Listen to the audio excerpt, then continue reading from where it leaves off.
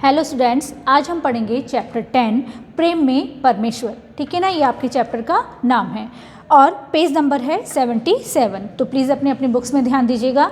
सबसे पहले आपको पाठ के बारे में बताया गया है कि इस पाठ में यह दर्शाया गया है कि परमात्मा की निष्काम भक्ति में ही आनंद की प्राप्ति होती है और प्राणी मात्र के प्रति सच्ची सहानुभूति और दयापूर्ण व्यवहार से ही ईश्वर दर्शन जैसा सुख प्राप्त होता है। ठीक है ना। अच्छा व्यवहार सभी गुणों का सार है। किसके विचार हैं ये? अरस्तु के। अब आपका पाठ शुरू होता है, देखिएगा। किसी गांव में मूरत नाम का एक बनिया रहता था। सड़क पर उसकी छोटी सी दुकान थी। वहां रहते हुए उसे बहुत समय हो चुका था, इसलिए वहां के सब निवासियों को वह भली भांति जानता था। वह बड़ा सदाचारी, सत्यवक्ता, व्यवहारिक और सुशील था। जो बात कहता उसे जरूर पूरा करता था। कभी थैले भर का भी कम नहीं तोलता और ना ही घी तेल मिलाकर बेचता था। चीज़ अच्छी ना होती तो ग्राहक से साफ साफ कह देता, धोखा ना देता था। ठीक है ना। बढ़ती उम्र के साथ ही वह भगवत भजन का प्रेमी हो गया था। उसके और बालक पहले ही मर चुके थे। अंत में 3 साल का बालक छोड़कर उसकी स्त्री भी परलोक सिधार गई थी, यानी उसकी जो पत्नी थी उनकी भी मृत्यु हो गई थी। पहले तो मूरत ने सोचा इसे ननिहाल भेज दूँ, ननिहाल यानी उसके नानी के घर भेज दूँ। ठीक है। पर फिर उसे बालक से प्रेम हो गया। वह स्वयं उसका पालन करने लगा। उसके जीवन का आधार अब यही बालक था। इसी के लिए वह रात दिन काम किया करता था, लेकिन शायद संतान का सुख उसके भाग्य में लिखा ही नहीं था। 20 वर्ष की अवस्था में यह बालक भी यमलोक को सिधार गया, यानी 20 वर्ष की उम्र में उस बालक की भी मृत्यु हो गई। अब मूरत के शोक की कोई सीमा न थी। उसका विश्वास हिल गया था। सदैव परमात्मा की निंदा कर वह कहता रहता था कि परमेश्वर बड़ा निर्दयी और कैसा है, अन्यायी है। उसने क्या किया है? मेरे साथ अन्याय किया है। पहले मेरे बच्चों को मार दिया, फिर मेरी पत्नी की भी मृत्यु हो गई और अब 20 वर्ष के बालक की भी मृत्यु हो गई थी। मारना बूढ़े को चाहिए था, मार डाला युवक को, यहाँ तक कि उसने मंदिर जाना भी छोड़ दिया था। एक दिन उसका पुराना मित्र जो 8 वर्ष से तीर्थ यात्रा पर गया हुआ था, उससे मिलने आया। मूरत बोला, मित्र देखो, सर्वनाश हो गया। अब मेरा जीना व्यर्थ है, क्योंकि उसके परिवार में अब कोई बचा ही नहीं था। मैं नित्य परमात्मा से यही विनती करता हूँ कि वह मुझे जल्दी इस संसार से उठा ले। मैं अब किस आशा के साथ जीऊँ। पेज नंबर 78 पे देखिए। मित्र मूरत, ऐसा मत कहो। परमेश्वर की इच्छा को हम नहीं जान सकते। वह जो करता है ठीक करता है। पुत्र का मर जाना और तुम्हारा जीते रहना विधाता के वश में है और कोई इसमें क्या कर सकता है। किसने किया कहा? उसके मित्र ने उसको समझाते हुए कहा। तुम्हारे शोक का मूल कारण यह है कि तुम अपने सुख में सुख मानते हो, पराये सुख से सुखी नहीं होते हो। मूरत, तो मैं और क्या करूं? मित्र ने कहा, परमात्मा की निष्काम भक्ति करने से अंतःकरण शुद्ध होता है। यानी जो हमारी जो अंतरात्मा है वो कैसी होती है? शुद्ध होती है। जब सब काम परमेश्वर को अर्पण करके जीवन व्यतीत करोगे तो तुम्हें परमानंद प्राप्त होगा, परम आनंद की प्राप्ति होगी। मूरत, चित्त स्थिर करने का कोई उपाय तो बताओ। जो चित्त है, जो मेरा मन है, उसको मैं स्थिर नहीं कर पा रहा हूँ, उसको स्थिर करने का आप मुझे क्या करो, उपाय बताओ। मित्र बोला, गीता, भक्तमाला आदि ग्रंथों का श्रवण, मनन, पाठन आदि तुम क्या करो, किया करो। ये ग्रंथ धर्म, अर्थ, काम, मोक्ष चारों फलों को देने वाले हैं। इनको पढ़ना आरंभ कर दो, चित्त को बड़ी शांति मिलेगी। तुम्हारे जो मन है उसको बड़ी शांति मिलेगी। मूरत ने ग्रंथों को पढ़ना आरंभ किया। थोड़े ही दिनों में इन पुस्तकों से उसे इतना प्रेम हो गया कि रात को 12-12 बजे तक गीता पढ़ता, उसके उपदेशों का पर विचार करता रहता था।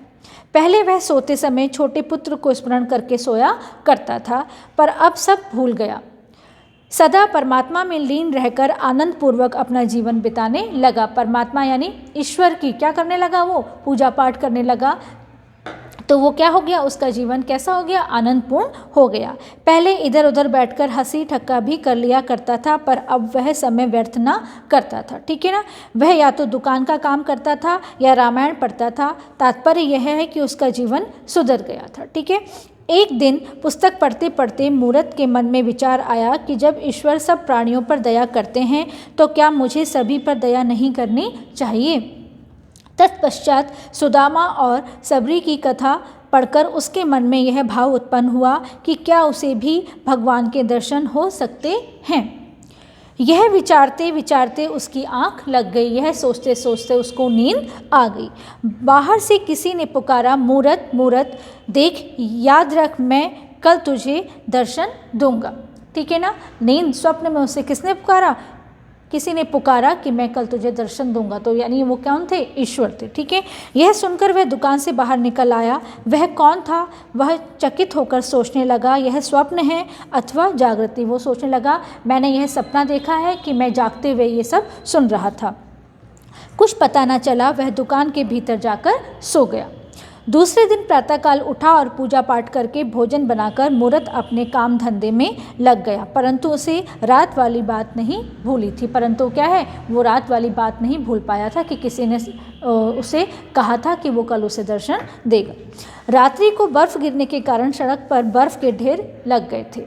मूरत अपनी धुन में बैठा था। इतने में बर्फ हटाने के लिए कोई कुली आया। मूरत ने समझा कृष्ण भगवान आए हैं। आंखें खोलकर देखा, लालू बर्फ हटाने आया है। हंसकर कहने लगा, तो तुम हो लालू। और मैंने समझा कृष्ण भगवान। वाह रे बुद्धि, लालू बर्फ हटाने लगा।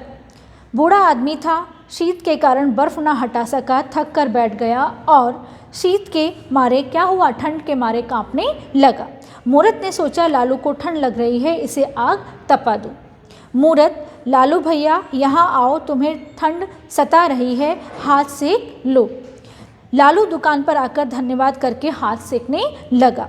मूरत, भाई कोई चिंता मत करो, बर्फ़ मैं हटा देता हूँ, तुम बूढ़े हो, ऐसा ना हो कि तुम्हें ठंड लग जाए।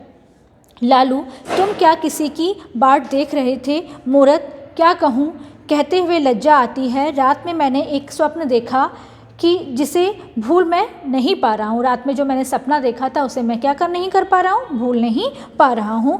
भक्तमाला पढ़ते पढ़ते मेरी आंख लग गई। बाहर से किसी ने पुकारा, मूरत। मैं उठकर बैठ गया। फिर शब्द सुनाई पड़ा, मूरत मैं तुम्हें दर्शन दूंगा। बाहर जाकर देखता हूँ तो वहाँ कोई भी नहीं था। मैं भक्तमाला में सुदामा और सबरी के चरित्र पढ़कर यह जान चुका हूँ कि भगवान ने प्रेमवश किसी प्रकार साधारण जीवों को दर्शन दिए हैं।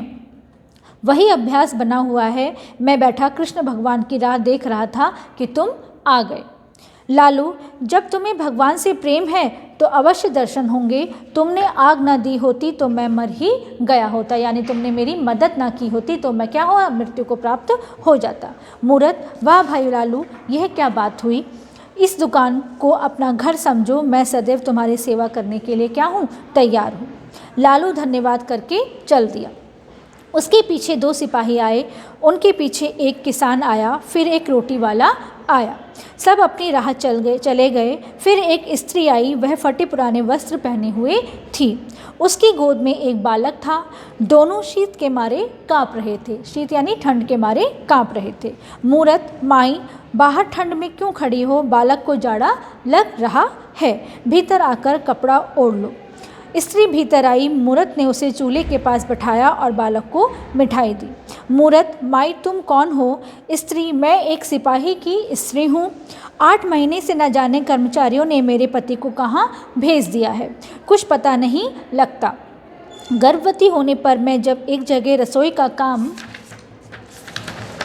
पेज नंबर 80 पर देखिए, करती थी, ज्यों ही यह बालक उत्पन्न हुआ तो उन्होंने इस भय से कि दोनों जीवों को अन्न देना पड़ेगा मुझे निकाल दिया। मैं 3 महीने से मारी मारी फिर रही हूँ। कोई टहलनी नहीं रखता। जो कुछ पास था सब बेचकर खा गई।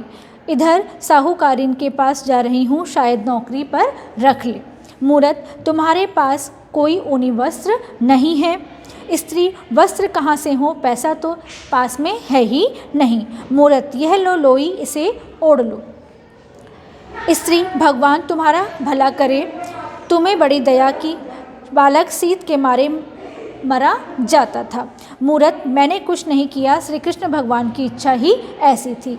फिर मूरत ने स्त्री को रात वाला स्वप्न सुनाया। स्त्री ईश्वर का दर्शन होना कोई असंभव तो नहीं है। स्त्री के चले जाने पर सेब बेचने वाली आई। उसके सिर पर सेबों की टोकरी थी और पीठ पर अनाज की गठरी। टोकरी जमीन पर रखकर खंबे का सहारा लेकर वह विश्राम करने लगी कि एक बालक टोकरी में से एक सेब उठाकर भागा। सेब वाली ने दौड़कर उसे पकड़ लिया और सिर के बाल खींचकर मारने लगी। बालक बोला, मैंने सेब नहीं उठाया। मूरत ने उठकर बालक को छुड़ा दिया। मूरत, माई क्षमा कर, बालक है।